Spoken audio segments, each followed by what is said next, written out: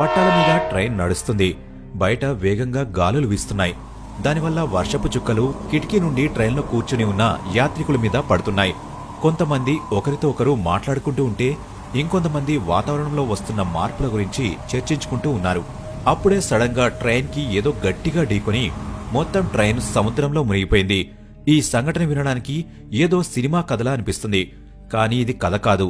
భారతదేశంలో జరిగిన అన్నిటికంటే బాధాకరమైన మరియు పాత రైలు ప్రమాదం.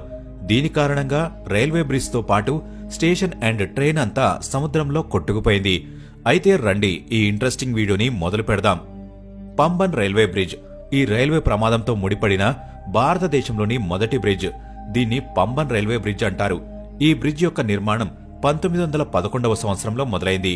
ఇది తమిళనాడు రాష్ట్రాన్ని పంబన్ ద్వీపంలో ఉన్న ధనుష్కోడి అనబడే నగరంతో కలుపుతుంది. పంబన్ రైల్వే బ్రిడ్జ్ ని 24 ఫిబ్రవరి 1914లో సాధారణ ప్రజల కోసం ఓపెన్ చేశారు.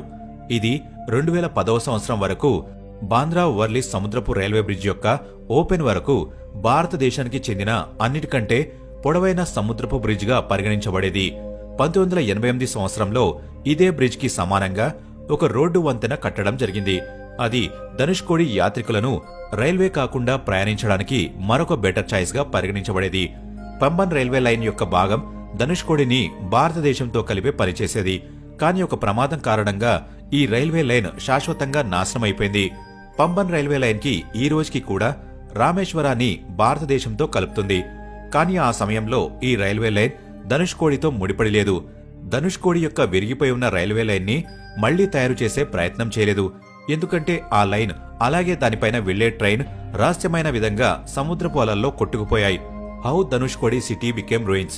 1984 సంవత్సరానికి ముందు తమిళనాడు యొక్క తూర్పు తీరంలో ధనుష్కోడి ఒక చాలా అందమైన మరియు వ్యాపార నగరంగా ఉండేది. అక్కడి నుండే శ్రీలంకకి మధ్య ఉన్న దూరం కేవలం 18 మైళ్లు అంటే 29 కిలోమీటర్లు. ఈ నగరాన్ని భారతదేశంతో ముడిపెట్టడానికి పంబన్ నుండి ఒకే రైల్వే లైన్ తయారు చేయడం జరిగింది. అది సముద్రానికి మధ్యలో ఉంది. ఈ ప్రదేశం పర్యటన మరియు తీర్థస్థల రూపంలో చాలా ప్రసిద్ధి పొందింది. ఇక్కడికి ఈ యాత్రికులు మత్స్యకారులతో పాటు వ్యాపారులు వస్తూ వెళ్తూ ఉండేవారు. ధనుష్కోడిలో ధర్మశాలలు, హోటల్స్ మరియు బట్టలకి సంబంధించిన చాలా దుకాణాలు ఉండేవి. కానీ ఆ సమయంలో పంబన్ రైల్వే లైన్ రామేశ్వరం వరకు వెళ్లేది కాదు. ఈ కారణం వల్లే 1964లో ధనుష్కోడి రైల్వే లైన్ నాశనమైనప్పుడు దాని ప్రభావం రామేశ్వరాన్ని కలిపే పంబన్ రైల్వే పైన పడలేదు. అలాంటప్పుడు ధనుష్కోడిని కలిపే రైల్వే లైన్ తుఫాను కారణంగా నాశనమైపోయింది. ఈ సమృద్ధ నగరం కూడా పూర్తిగా శిథిలమైపోయింది. డిసెంబర్ 21, 1964న భారతదేశంలోని దక్షిణ దిక్కు చివర విపరీతమైన తుఫాను ఏర్పడింది. ఆ సమయంలో పంబన్ ధనుష్కోడి ప్యాసింజర్ ట్రైన్ తమిళనాడులోని మండపం నుండి ధనుష్కోడికి బయలుదేరినప్పుడు అది దాని చివరి ప్రయాణంగా మారింది. నిజానికి ఏ సమయంలో అయితే ట్రైన్ మండపం రైల్వే స్టేషన్ నుండి బయలుదేరబోయిందో ఆ సమయంలో సముద్రంలో ప్రెషర్ ఏర్పడింది. దీనివల్ల వర్షం మరియు తీవ్రమైన తుఫాను పరిస్థితి వచ్చింది. అయినప్పటికీ ఈ మధ్యలో ట్రైన్ మరియు ఇతర రవాణా సాధనాలు కొనసాగాయి మరియు అంతా చాలా నార్మల్ గా ఉంది. ట్రైన్ నెంబర్ 653 మండపం రైల్వే స్టేషన్ నుండి బయలుదేరినప్పుడు ఆ సమయంలో 45 km/h స్పీడుతో గాలులు వీస్తూ ఉన్నాయి. ట్రైన్ పట్టాలపైన ముందుకి కొనసాగే కొద్దీ గాలి వేగం ఇంకా పెరుగుతూ వచ్చింది. ఇక అది తుఫాను గాలిగా రూపాంతరం చెందింది. ఆ పరిస్థితిలో లోకో పైలట్ కి సిగ్నల్స్ రావడం ఆగిపోయాయి అండ్ తను సేఫ్టీ కోసం ట్రైన్ ని మధ్యలోనే ఆపేశాడు. కానీ చాలా సమయం వరకు ఎటువంటి సిగ్నల్ దొరకకపోవడంతో లోకో పైలట్ ముందుకు కొనసాగాలని నిర్ణయించుకున్నాడు. ఎందుకంటే ఎటువంటి ఇన్ఫర్మేషన్ లేకుండా పట్టాలపైన ట్రైన్ నిలబెట్టి ఉంచడం కొత్త ప్రమాదానికి దారితీసే అవకాశం ఉంది. అందుకే లోకో పైలట్ ధైర్యం చూపించి విపరీతమైన గాలి మరియు వర్షం మధ్యలో విజిల్ కొడుతూ ట్రైన్ ని స్లోగా నడపడం మొదలుపెట్టాడు. ఈ మధ్యలో శ్రీలంక నుండి దక్షిణ భారతదేశం వైపు దూసుకొస్తున్న తుఫాను వేగం ఇంకా పెరిగిపోయింది మరియు గాలులు 280 km/h స్పీడుతో వీయడం మొదలుపెట్టాయి. ట్రైన్లో ప్రయాణిస్తున్న కొంతమంది యాత్రికులు కిటికీలు మూసేశారు. ఇంకొంతమంది మారుతున్న వాతావరణాన్ని ఆస్వాదిస్తూ ఉన్నారు. ఆ ట్రైన్లో ప్రయాణిస్తున్న సగం కంటే ఎక్కువ మంది యాత్రికులు ధనుష్కోడి నుండి ఇంకొక ట్రైన్ ఎక్కి శ్రీలంక వరకు వెళ్లాలి. కానీ వాళ్లు తమ గమ్యానికి చేరుకోలేకపోయారు.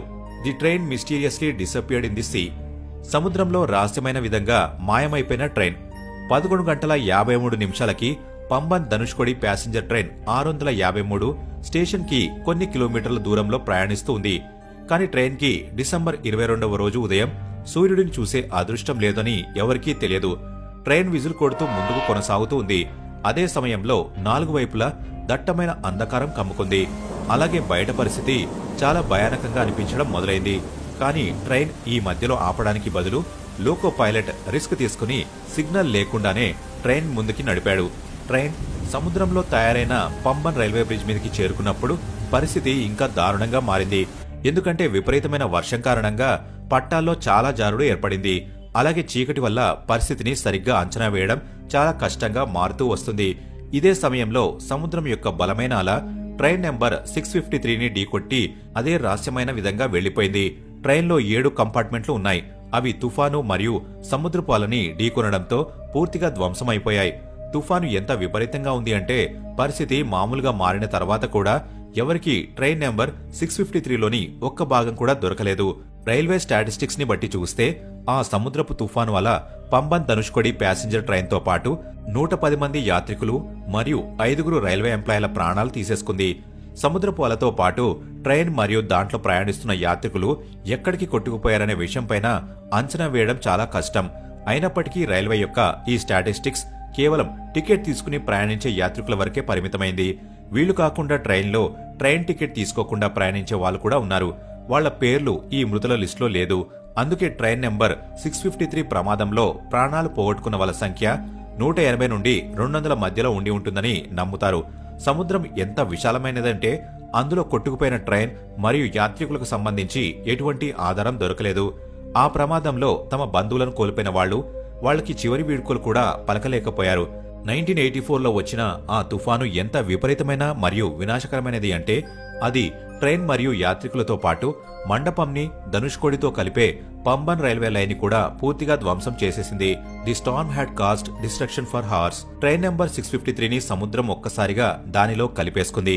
కానీ ఆ తుఫాను వల్ల కలిగిన అసలైన బాధ రామేశ్వరం సమేతంగా ధనుష్కోడిలో నివసించే జనాలు అనుభవించారు. ఆ సంవత్సరం వచ్చిన తుఫాను ఎంత విపరీతమైనది అంటే అది చాలా గంటల వరకు దక్షిణ భారతదేశంలో విధ్వంసం సృష్టించింది అంటారు. కేవలం ఒక్క ధనుష్కోడి నగరంలోనే తుఫాను వల్ల 1000 నుండి 1800 మంది చనిపోయారు. అలాగే ఎన్నో వందల మంది దారుణంగా గాయాల పాలయ్యారు. ఆ సమయంలో రెస్క్యూ అండ్ రిలీఫ్ పని ఇంత వేగంగా ఆధునిక పద్ధతిలో చేయడం జరిగేది కాదు. దీనివల్ల జనాల ప్రాణాలు కాపాడడం మరియు సురక్షితమైన ప్రాంతానికి చేర్చడం అసంభవం. దీనితో పాటు ధనుష్కోడి సముద్రం మధ్యలో ఉన్న ఒక ఎలాంటి భూమి అంటే అక్కడ ఉండే జనాల దగ్గర తప్పించుకోవడానికి ఎటువంటి మార్గం లేదు. సముద్రపు అలలు ఉప్పొంగుతూ ఉన్నాయి. అవి పెద్ద పెద్ద వస్తువులను కూడా మింగేసే బలం కలిగినవి. సమృద్ధిగా అందంగా కనిపించే ధనుష్కోడి నగరం ఒక నిర్జన మరియు శిథిలమైన ప్రాంతంగా రూపాంతరం చెందింది. ధర్మశాలతో మొదలై దుకాణాలు మరియు పర్యటన స్థలం పూర్తిగా నాశనమైపోయాయి. విరిగిపోయిన జనాల ఇల్లులు, దుకాణాలను చూసి తుఫాను దానితో పాటు ఏమేం లాక్కుపోయిందో అంచనా వేయడం పెద్ద కష్టమేం కాదు. ఈ ప్రకృతి వైపరీత్యంలో మండపంని ధనుష్కోడితో కలిపే రైల్వే లైన్ పూర్తిగా విధ్వంసం అయిపోయింది. దీని తర్వాత ఆ బ్రిడ్జ్ ని మళ్లీ ఇంకొకసారి తయారు చేసే ప్రయత్నం ఎప్పుడూ చేయబడలేదు. ఆ ప్రమాదం నుండి ప్రాణాలతో బయటపడిన వాళ్లు చెప్పేదాని ప్రకారం తుఫాను సమయంలో 10 కిలోమీటర్ల ఎత్తు కలిగిన అలలు వాటితో పాటు అన్నిటినీ లాక్కొని తీసుకుని వెళ్లిపోతూ ఉన్నాయి.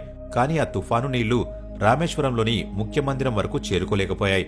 ఆ మందిరంలో ఎన్నో వందల మంది జనాలు తమ ప్రాణాలను కాపాడుకోవడం కోసం ఆశ్రయం పొందారు.